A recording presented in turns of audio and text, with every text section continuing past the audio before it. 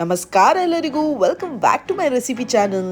ಇವತ್ತೊಂದು simple, healthy ಹಾಗೂ ಟೇಸ್ಟಿಯಾದ ಮಿಲೆಟ್ ಇಡ್ಲಿ ರೆಸಿಪಿ ಹೇಳಿಕೊಡ್ತಾ ಇದ್ದೇನೆ.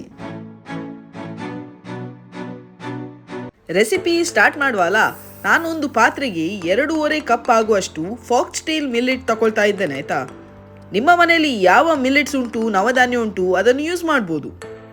ಇನ್ನೊಂದು ಪಾತ್ರೆಗೆ ನಾನು 1 ಕಪ್ ಅಷ್ಟು ಉರ್ದು ತಗೊಳ್ತಿದ್ದೇನೆ. ಇದಕ್ಕೆ 1.5 ಟೀ ಸ್ಪೂನ್ ಅಷ್ಟು ಮೆಂತೆ ಹಾಕ್ತಿದ್ದೇನೆ. ನಾನು ಸಪ್ರೇಟಾಗಿ ಯಾಕೆ ತಗೊಂಡಿದ್ದೇನೆ ಅಂತೇಳಿ, ಒಟ್ಟಿಗೆ ಸಹ ಹಾಕ್ಬೋದು. ಆದರೆ ಕ್ಲೀನ್ ಮಾಡಲಿಕ್ಕೆ ಮಿಲೆಟ್ಸ್ ನವಧಾನ್ಯ ಉಂಟಲ್ಲ, ಇದನ್ನು ಕ್ಲೀನ್ ಮಾಡಲಿಕ್ಕೆ ತುಂಬ ಹೊತ್ತು ಹೋಗ್ತದೆ. ಉರಿದ ದಾಲ್ 3 ಸರ್ತಿ ತೊಳೆದ್ರೆ ಸಾಕು, ಆದರೆ ಇದು ಒಂದು 6 ಸರ್ತಿ ಆದರೂ ತೊಳಿಬೇಕು, ಯಾಕಂದರೆ ತುಂಬ ಧೂಳೆಲ್ಲ ಇರ್ತದೆ ಇದರಲ್ಲಿ. ನಾನು ನಿಮಗೆ ಲೈವ್ ತೋರಿಸ್ತೇನೆ ಹೇಗಿರ್ತದೆ ಅಂತ. ತುಂಬ ಧೂಳಿರ್ತದೆ, ಸೊ ಅದರಿಂದಾಗಿ ಸರಿಯಾಗಿ ತೊಳಿಬೇಕು.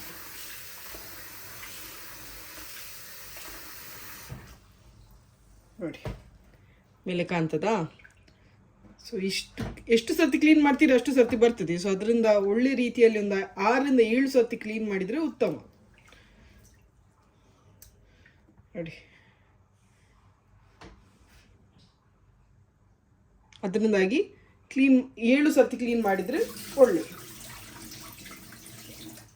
ಉದ್ದು ಹಾಗೂ ಮೆಂತೆ ಹಾಗೂ ಮಿಲೆಟ್ಸ್ ಎರಡನ್ನು ಸಹ ಒಳ್ಳೆ ರೀತಿಯಲ್ಲಿ ತೊಳೆದಾಯಿತು. ಇನ್ನು 8 ತಾಸು ಒಳ್ಳೆ ರೀತಿಯಲ್ಲಿ ಇದು ನೆನೆಸಲಿಕ್ಕೆ ಇಡಬೇಕು. ಸೊ 8 ತಾಸು ಇದರೊಟ್ಟಿಗೆ ಮಾತಾಡುವಾಗೆಲ್ಲ ಮುಚ್ಚಳ ಮುಚ್ಚಿ ಬದಿಗೆ ಇಟ್ಟರೆ ಆಯಿತು. ಮುಚ್ಚಳ ಮುಚ್ಚಿ 8 ತಾಸು ಇದನ್ನು ರೆಸ್ಟ್ ಮಾಡಲಿಕ್ಕೆ ಇಟ್ಟರೆ ಆಯಿತು. ಡಿಸ್ಟರ್ಬ್ ಮಾಡೋದು ಬೇಡ. 1 ಮುಷ್ಟಿಯಷ್ಟು ಅವಲಕ್ಕಿ ತಗೊಂಡಿದ್ದೇನೆ. ಇದನ್ನು ಸ್ವಲ್ಪ ನೀರಲ್ಲಿ ತೊಳೆದು 10 ನಿಮಿಷ ನೆನೆಸಲಿಕ್ಕೆ ಇಡಬೇಕು. ಸೊ 1 ಮುಷ್ಟಿಯಷ್ಟು ತಗೊಂಡ್ರೆ ಸಾಕು. ಆಯಿತು, ಒಳ್ಳೆ ನೆಂದಾಗಿದೆ. ಇದು ಸಹ ಉರ್ದು ಸಹ ಇಲ್ಲಿ ಉರ್ದು ಸಹ ಹಾಗೂ ಅವಲಕ್ಕಿ ಸಹ.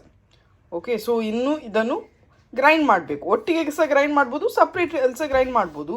ಕೊನೆಗೆ ಒಟ್ಟಿಗೆ ಹಾಕಿ ಒಳ್ಳೆ ಮಿಕ್ಸ್ ಮಾಡಲಿಕ್ಕೆ. ಸೊ ನಿಮಗೆ ಹೇಗೆ ಬೇಕು, ಹೇಗೆ ನಿಮಗೆ ಅನುಕೂಲ ಆಗ್ತದೆ ಹಾಗೆ ಗ್ರೈಂಡ್ ಮಾಡಿದರೆ ಆಯಿತು. ನಾನು 2 ಟ್ರಿಪ್ ಮಾಡ್ತೇನೆ, ಯಾಕಂದರೆ ತುಂಬ ಇಂಗ್ರೀಡಿಯೆಂಟ್ಸ್ ಉಂಟಲ್ಲ, ಅದರಿಂದಾಗಿ 2 ಟ್ರಿಪ್ ಮಾಡ್ತೇನೆ.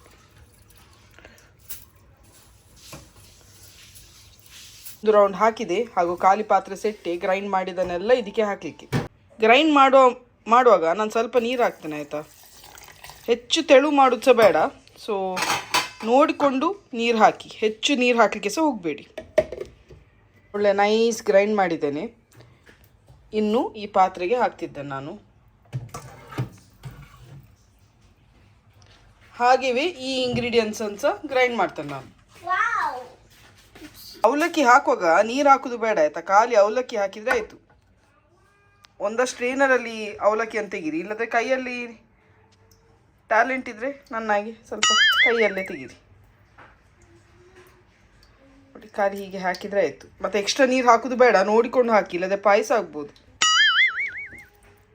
ಸೆಕೆಂಡ್ ರೌಂಡ್ಸ್ ಆಯಿತು ಕಡ್ದು, ಇದಕ್ಕೆ ಹಾಕ್ತಿದ್ದೇನೆ ನಾನು. ಇನ್ನು ಲಾಸ್ಟ್ 1 ರೌಂಡ್ ಉಂಟು ಕಡಿಲಿಕ್ಕೆ. 3rd ರೌಂಡ್ಸ್ ಆಯಿತು. ಫರ್ಮೆಂಟ್ ಆಗಲಿಕ್ಕೆ ಬಿಡುವ ಮುಂಚೆ ಒಳ್ಳೆ ರೀತಿಯಲ್ಲಿ ಕೈಯಲ್ಲಿ ಮಿಕ್ಸ್ ಮಾಡಬೇಕು.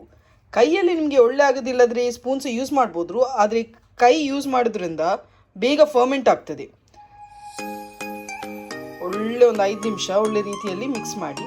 ನೋಡಿ, ಹದ ಹೀಗೆ ಫ್ಲೋಯಿ ಕನ್ಸಿಸ್ಟೆನ್ಸಿ. ತುಂಬ ಹೆಲ್ದಿಯಾದ ರೆಸಿಪಿ ಇದು.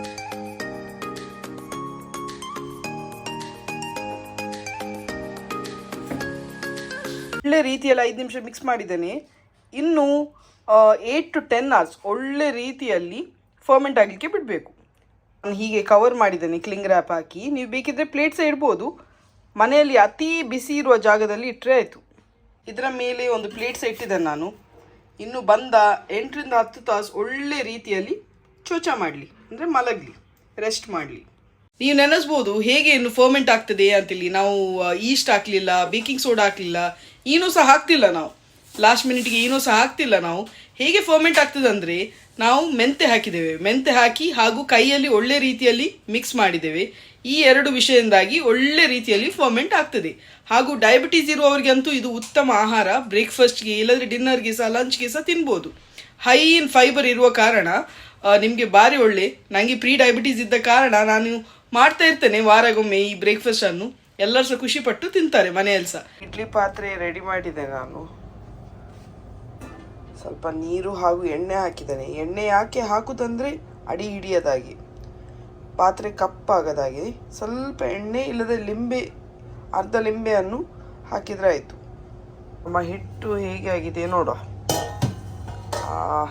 ಒಳ್ಳೆ ರೀತಿಯಲ್ಲಿ ಉಗ್ಗಿದೆ.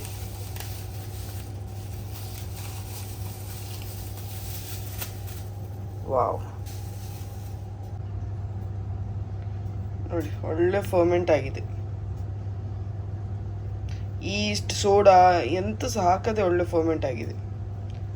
ಇನ್ನು ಉಪ್ಪು ಹಾಕಿ ಇಡ್ಲಿಗೆ ಹೊಯ್ದ್ರೆ ಆಯಿತು. ಈಗ ಎಷ್ಟು ಮಾಡ್ತೇನೆ ನಾನು ಇಡ್ಲಿ ಅಷ್ಟೇ ನಾನು ಬ್ಯಾಟರ್ ಇನ್ನೊಂದು ಪಾತ್ರೆಗೆ ತೆಗೆದು ಹಾಕ್ತೇನೆ ನಾನು, ಯಾಕಂದರೆ ಇಡೀ ಬ್ಯಾಟರ್ಗೆ ಉಪ್ಪು ಹಾಕೋದು ಬೇಡ. ಈಗ ಇಡ್ಲಿ ಮೋಲ್ಡ್ಸ್ ನಾನು ಸ್ವಲ್ಪ ಎಣ್ಣೆಯಲ್ಲಿ ಗ್ರೀಸ್ ಮಾಡ್ತೇನೆ ಆಯಿತಾ. ತೆಂಗಿನೆಣ್ಣೆ ಯೂಸ್ ಮಾಡ್ತಿದ್ದೇನೆ, ಬೇಕಿದ್ರೆ ನಾರ್ಮಲ್ ಆಯಿಲ್ ಸಹ ಯೂಸ್ ಮಾಡ್ಬೋದು.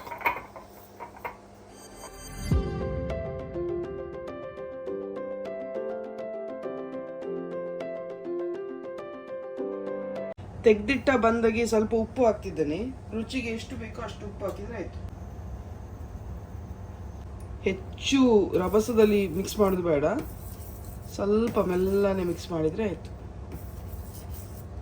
ಹೊಯ್ದ್ರೆ ಆಯಿತು.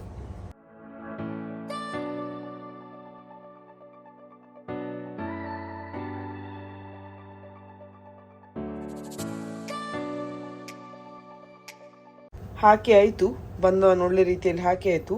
ಇನ್ನು ಸ್ಟೀಮಿಂಗ್ ಇಟ್ಟರೆ ಆಯಿತು. ಒಳ್ಳೆ ಸ್ಟೀಮ್ ಆಗ್ತಾ ಉಂಟು. ಇನ್ನು ಇಡ್ಲಿಯ ಪಾತ್ರೆ ಇಡಬೇಕು.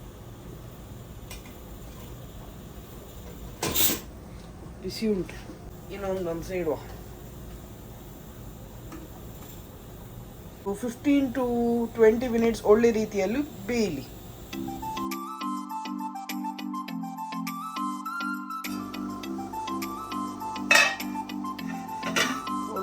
ರೀತಿಯಲ್ಲಿ ಉಗ್ಗಿದೆ.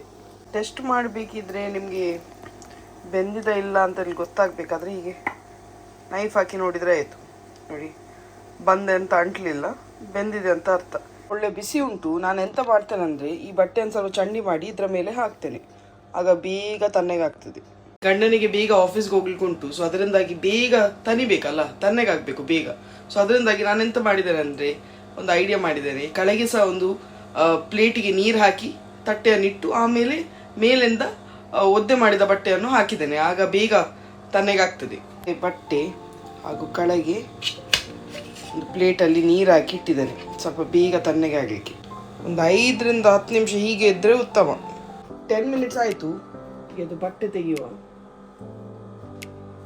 ಎಷ್ಟು ಒಳ್ಳೆ ಹೇಳ್ತದೆ ನೀವೇ ನೋಡಿ. ಈಸ್ಟ್ ಹಾಕದೆ ಎಂತ ಸಹ ಹಾಕದೆ ಎಷ್ಟು ಒಳ್ಳೆ ಹೇಳ್ತದೆ ನೀವೇ ನೋಡಿ.